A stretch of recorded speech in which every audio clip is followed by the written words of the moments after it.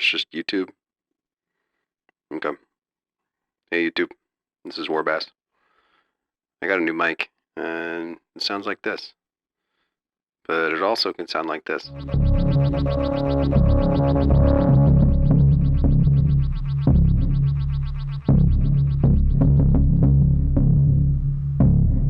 And sometimes like this.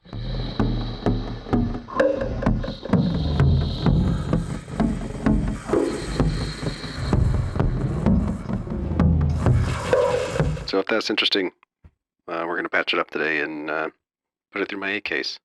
See what we can do with it.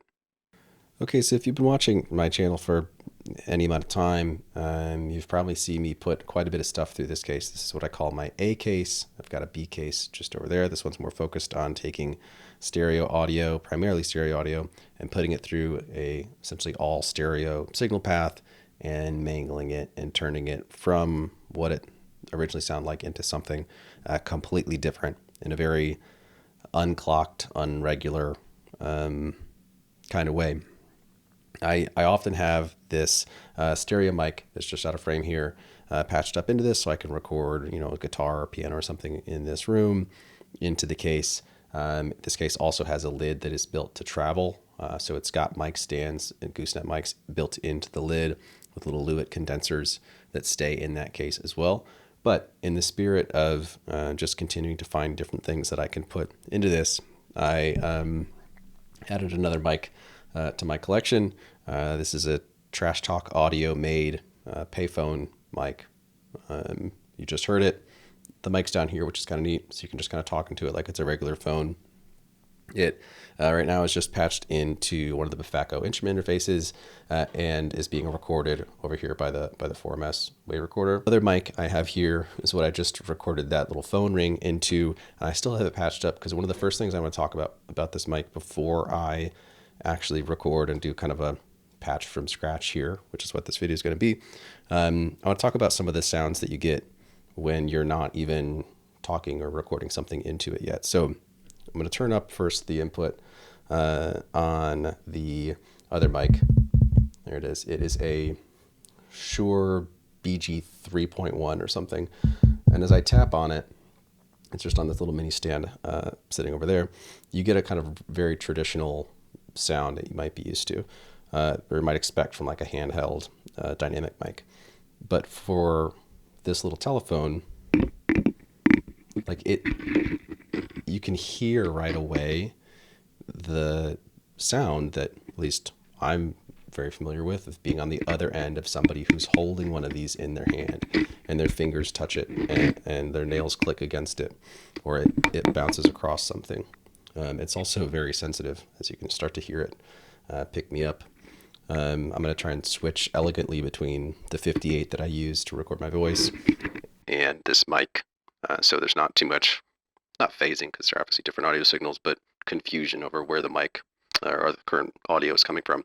So it sounds, I think, really, really nice. It also has all of the components and extra weirdness to it that I might want from a mic that is supposed to sound like an era.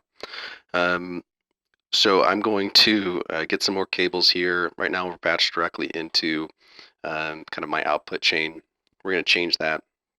So I'm going to have to switch back to the 58 here in a second. And we'll grab something off of a loop and then let's screw that up. So here we go.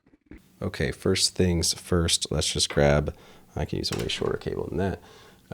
Let's just grab a output from the instrument interface and go into the looper. Let's then grab a cable for our audio out of the looper and go into, let's just say, the mid of Jumble Hinge.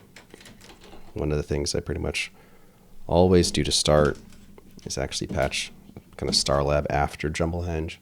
So I'll use Jumble Hinge to kind of assemble the different components in this, or different kind of audio components, even though I also have this matrix mixer up here to do quite a bit of routing and send return stuff and other kind of mixing. Everything still kind of comes together in Jumble Hinge and then pretty typically pops up to Starlab and back, which again, if you've seen a video or two of mine, you've probably seen me patch this exact same thing up multiple times. So Thank you for your patience. Let's go in there, into that. Take the pair of outs. Back into Shackmat High Pass, Libre Legio, and then being recorded still. Okay, now if we have this turned up for Starlab to get the dry signal through, let's clear out both of our loops. On the looper, let's just start by recording something. First, are we getting any audio? There we go. Testing 1, 2, 3, 4. Testing 1, 2, 3, 4. Testing 1, 2, 3, 4. Testing 1, 2, 3, 4. Cool. Testing 1, 2, 3, 4. Testing 1, 2, 3, 4. It's going to get old really soon, but for now, it sounds really nice. Testing 1, 2, 3, 4. Testing 1, 2, 3, 4. Testing 1, 2, 3, 4. Testing 1, 2, 3, 4. Testing 1, 2, 3, 4. Testing 1, 2, 3, 4. Testing 1, 2, 3, 4. Testing 1, 2, 3, 4. Testing 1, 2, 3, 4. Testing 1, 2, 3, 4. Testing 1, 2, 3, 4. Testing 1, 2, 3, 4.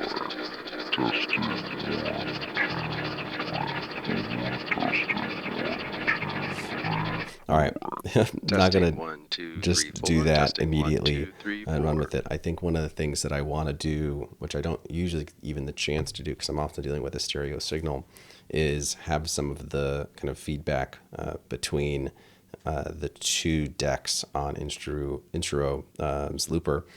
Do something a little more interesting, because often I have a left and right channel on there from the original audio source, and maybe I'll unsync them.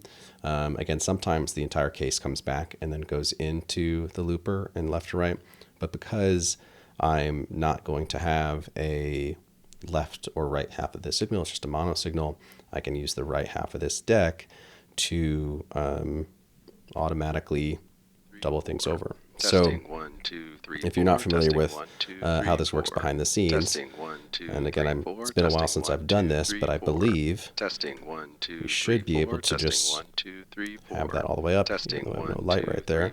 Testing 1, 2, 3, 4. Testing 1, 2, 3, 4. Testing and we should have some sound here. Testing 1, 2, 3, 4. Testing 1, 2, 3, 4. Testing 1, 2, 4. Testing 1, 2, 3, 4. 1, 2, 3, 4. So there's a normalized feedback path between the relationship of the output of one deck and the input of the other, as long as it's unpatched. It's kind of this X diagram of that routing. Testing.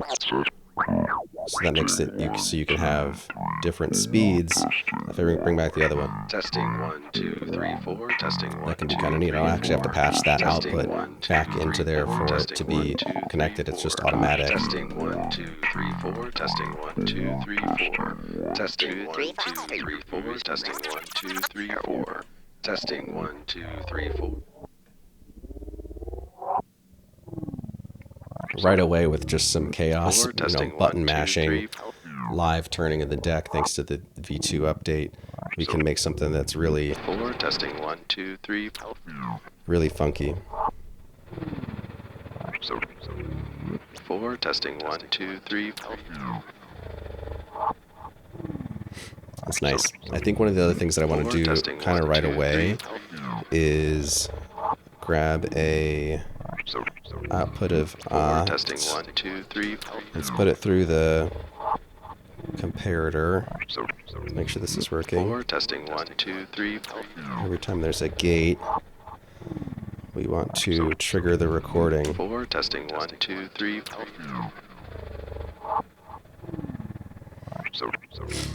So now it's continuing to mash that record button for me, so that I don't have to.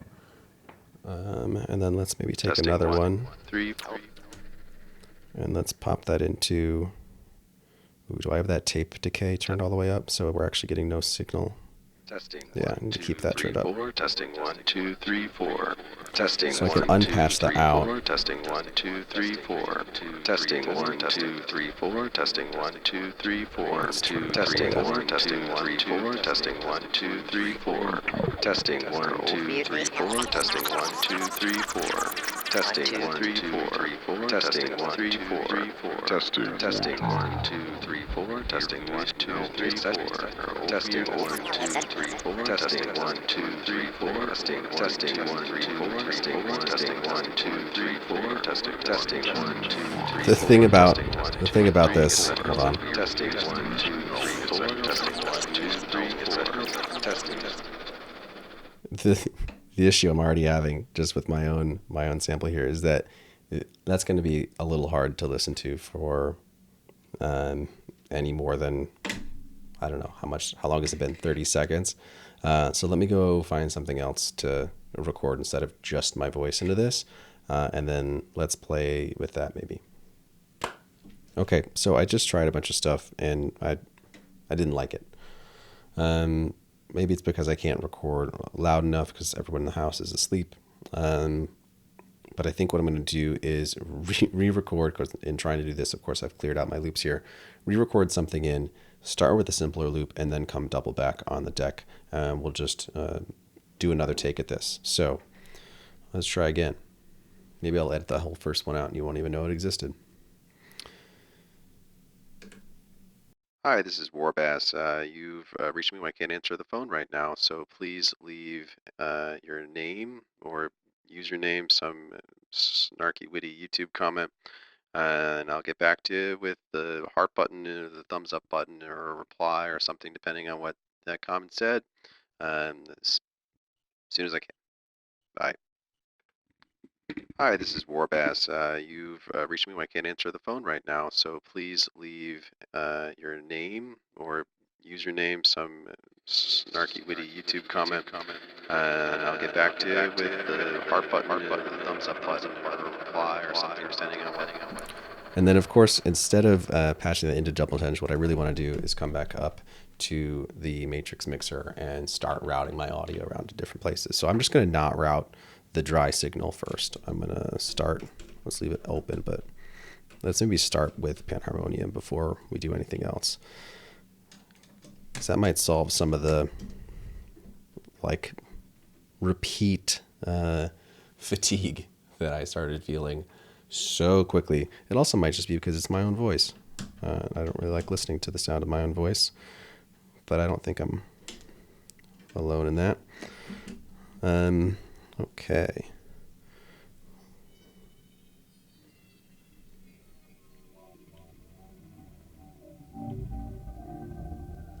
First, if we crank the oscillators, let's turn StarLab off. Let's just hear panharmonium try to do its thing.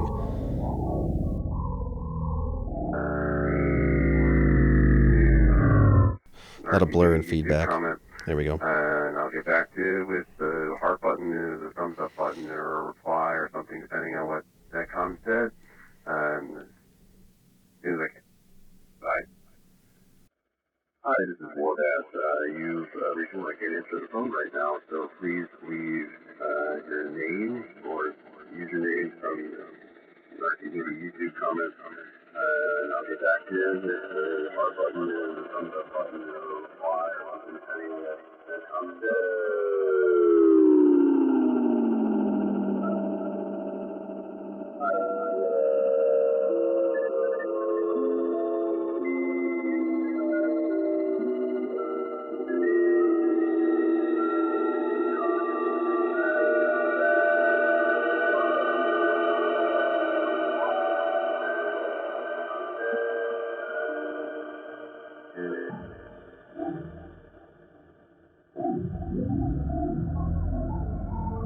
Nice and underwater.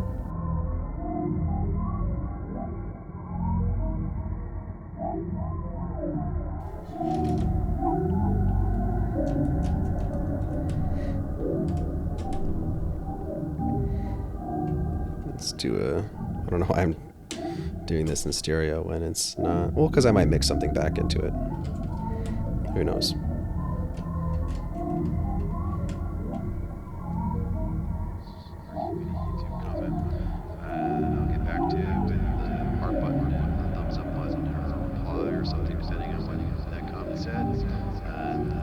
right, so now I just brought a little bit of the just the dry signal into Jumble Hinge, because what I want to do is change the way this is functioning quite a bit by leveraging pressure points to choose different maybe speeds and also kind of start points of the loop. So in order for that to really work, we first have to make the loop a lot shorter. And then, of course, now starts being set down here. Now I can choose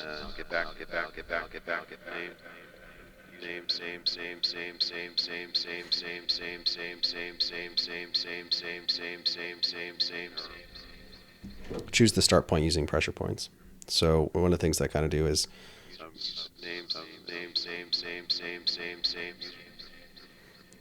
there we go.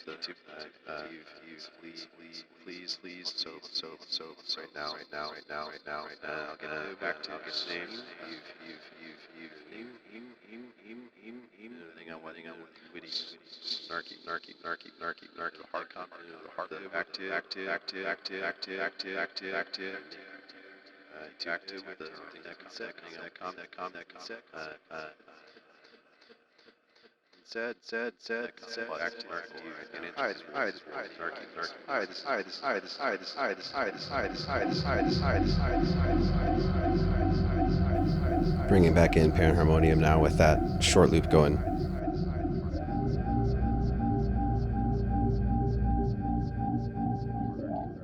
And you can hear already that panharmonium's a little bit behind what I'm doing here, and that's not because of how long it's taking to sample. It's just because I've got the feedback so much up so much that I think it's just like taking a bit to influence the amount of the feedback signal all the way into being just the new signal, as the new signal also starts to feed back.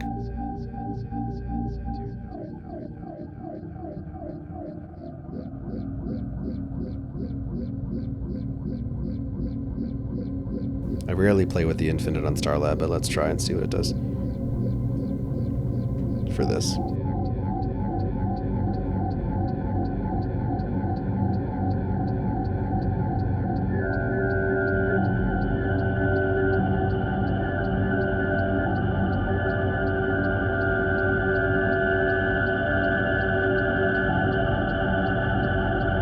It's a lot.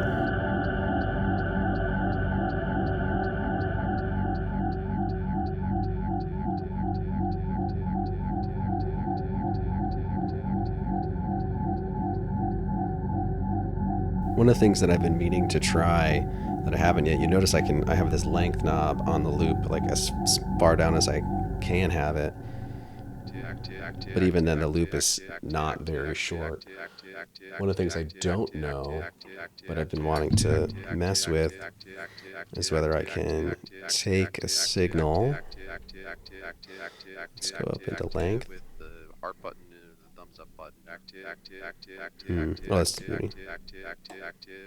If I give it negative voltage, no. I was hoping that once with negative voltage it would start to go past the setting there and get even smaller. But if we want to do actual granular, we might have to use a granular synth. So instead of that, let's actually patch down here so we can have custom lengths. Reached me when I can't answer the phone right now. So hi, this is Warbass. That's nice. You've reached me when I can't answer the phone right now. So hi, this is Warbass. You've reached me when I can't answer the phone right now. So hi, this is Warbass. The last one I like to do a lot is the speed. So hi, this is Warbass. You've reached me when I can't answer the phone right now. So if we turn this to nothing. One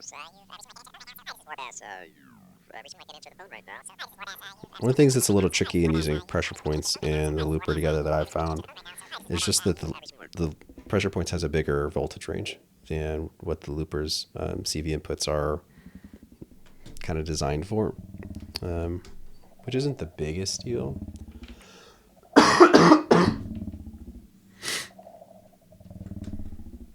We just have to attenuate. What was I just going to attenuate? Oh, I took out the wrong one. I want to leave length in and attenuate the speed.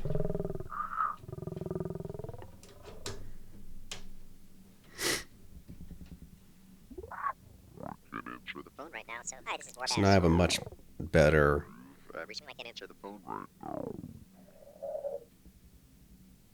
like range of control on pressure points than if I didn't attenuate it. Can't answer the phone right now, so hi, this is Warbass. Reach me. I can't answer the phone right now, so please leave Warbass. Hi, this is Warbass. Hi, this is Warbass. Hi, this is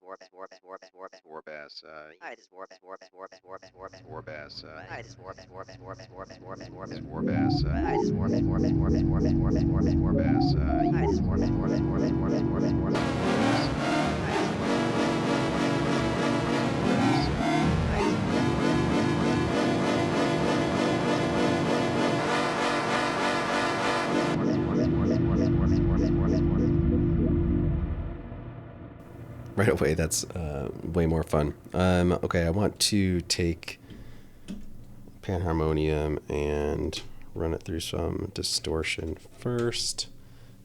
And then, do I want to filter it and then distort it? Or do I want to distort it and then filter it?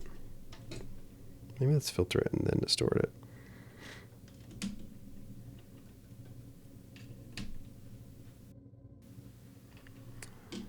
There's no wrong answer. At least for me.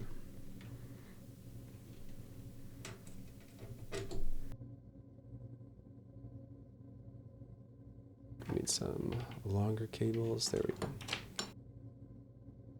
Finally have better cable storage here above the synth, so I don't have to keep reaching around the side of this cabinet to find anything, which is so nice. All right.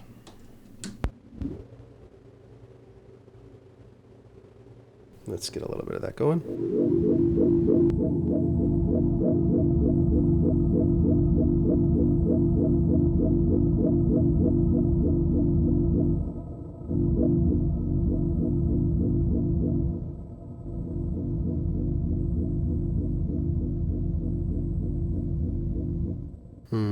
What am I doing wrong on this channel? Out. In left. Out left.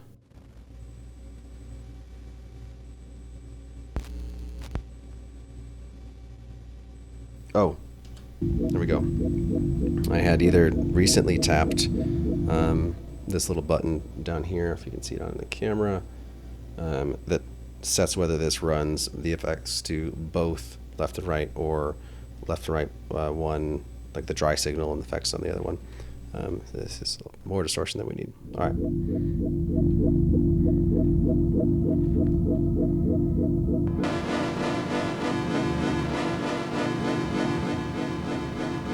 And I know I'm not filtering it, really. I'm just trying to dampen it a little bit.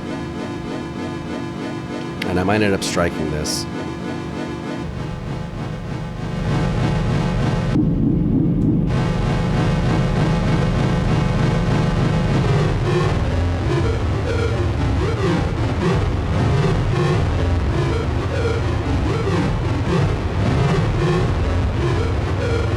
Yeah, let's do that.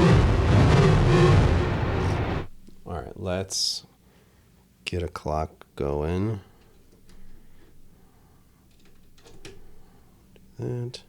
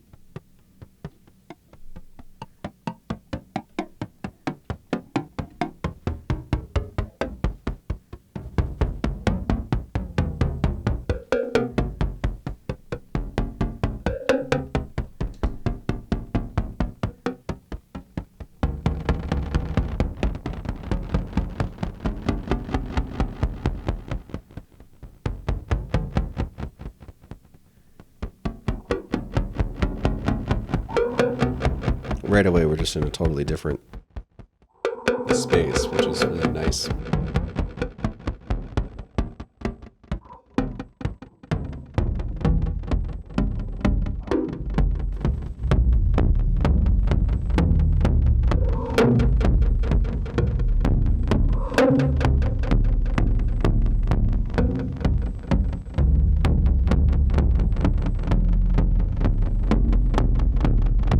I don't even know what I want to do with the other signal.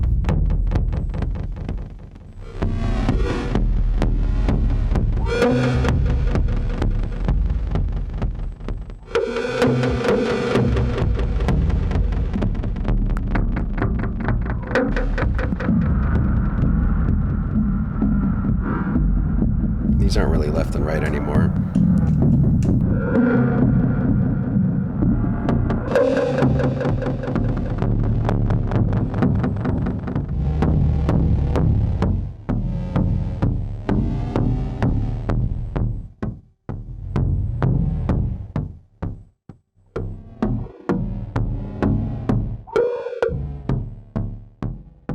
I'm not sure where this is going. I'm just enjoying myself. You've reached me when I can't answer the phone right now. So, hi, this is Warbass. You've reached me when I can't answer the phone right now. So, hi, this is Warbass.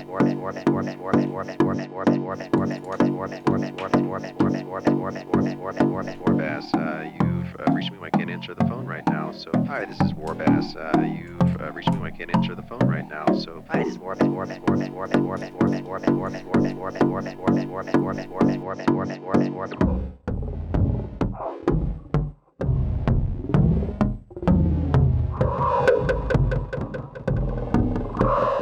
It sounds like a space monster breathing.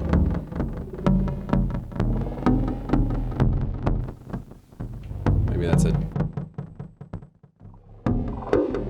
very like stereotypically modular sound to end up with, but whatever.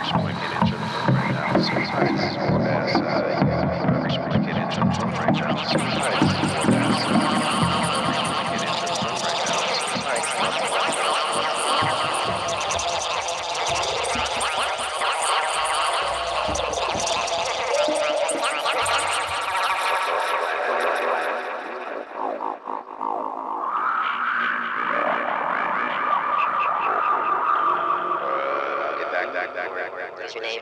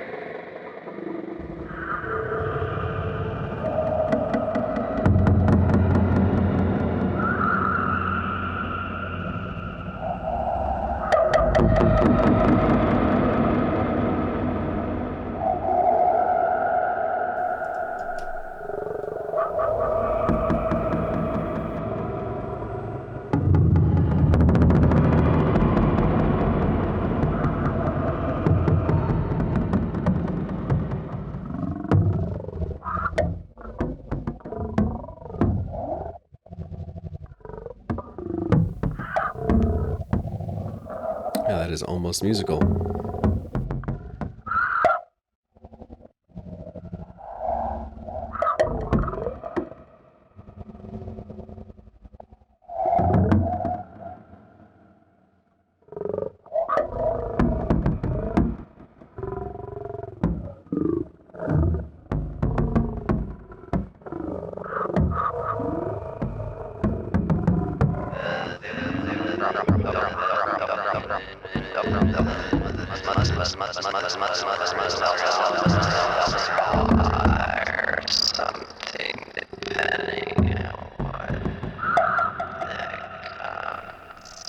The nice part about this case is that you can get one area kind of settled in, and maybe not just this case, but it's one of the things that I found, at least this case, different from my B case, which I play and perform very, very differently. And it's a very different purpose. It has a different kind of mission as a case, of course, but the interaction model is very different. Here I find myself kind of going from zone to zone. There's some kind of like intersections. The matrix mixer is becoming a quick kind of in between. Let's dial something in, go somewhere else. But like I set up pressure points so I could have this easy playable difference between the different samples. And I've been on the same one for a while now. I've changed the sound completely since I got to here. And now what happens if I change it completely? How does that affect everything else? It's kind of a neat exploratory, not quite experiment, but pattern, I guess is what I'm looking for.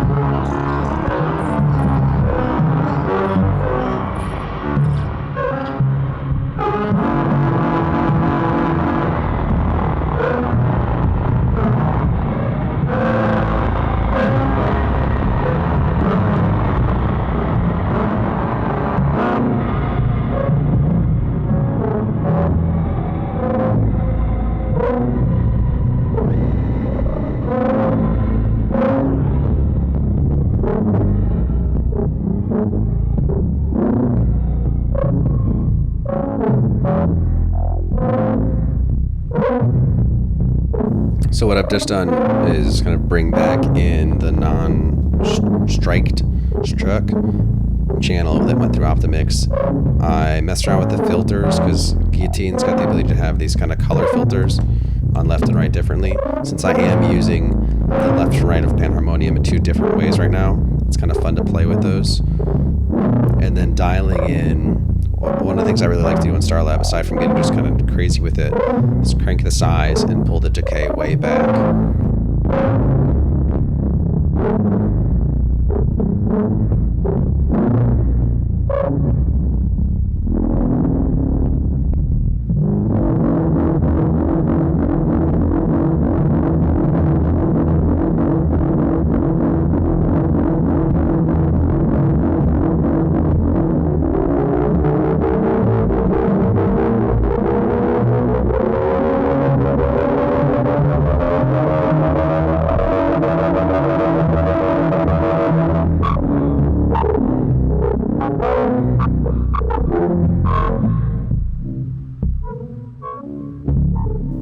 Maybe we should just grab an LFO for that.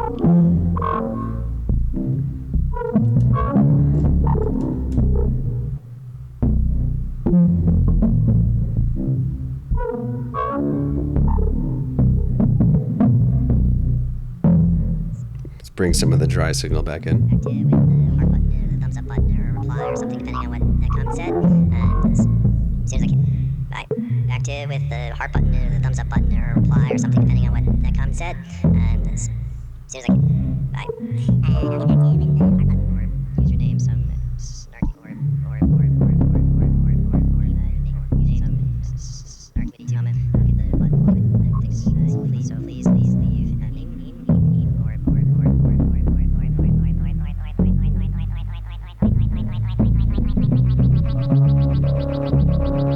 Ooh.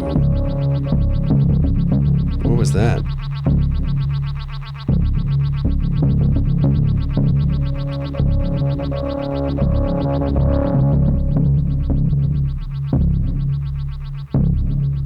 Let's take the try out.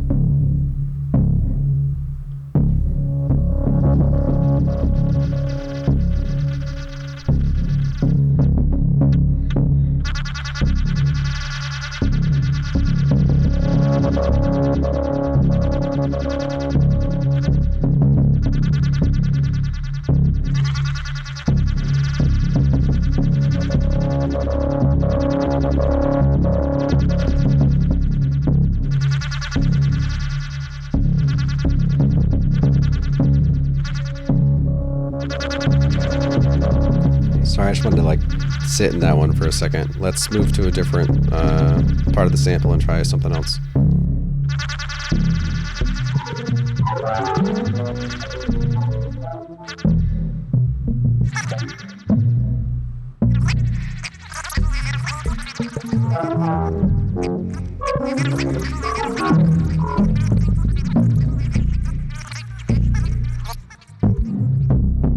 Often I'll start organizing these pressure points based on like a sequence. When I'm doing this kind of patch where I take the different rows and kind of choose the start point, the length, and the speed, usually I'll start kind of from beginning to end of the loop so I kind of know where I'm at. I thought that's what I was going to be doing here, but we've kind of like left that behind in a really nice way.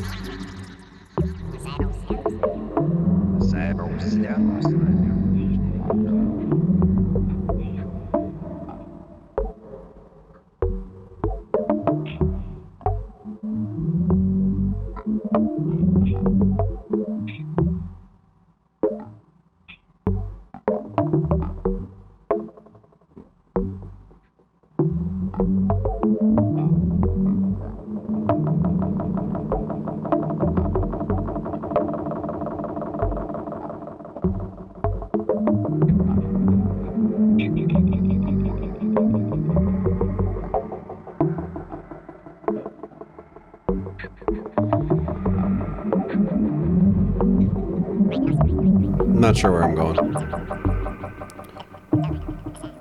Decided to bring the delay back in on StarLab and see if I could get that.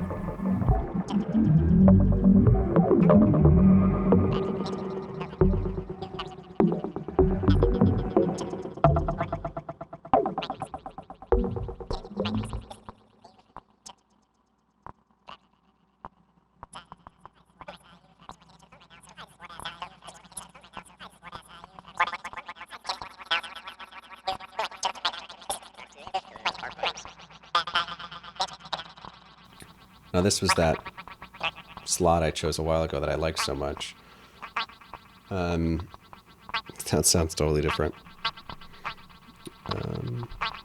Can we get back to it?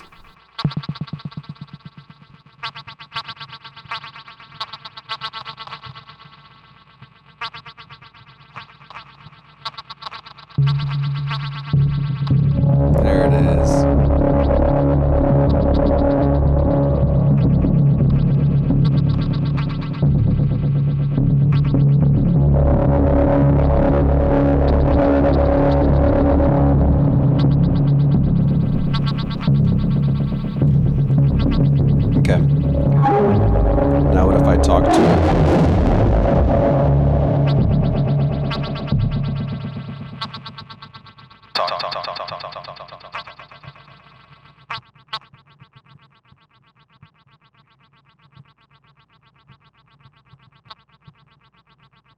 what I was saying was, what if I talk to it?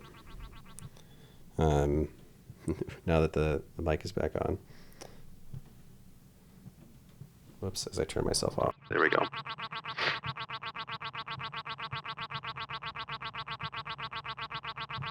Of course, I can't talk into it while it's not playing.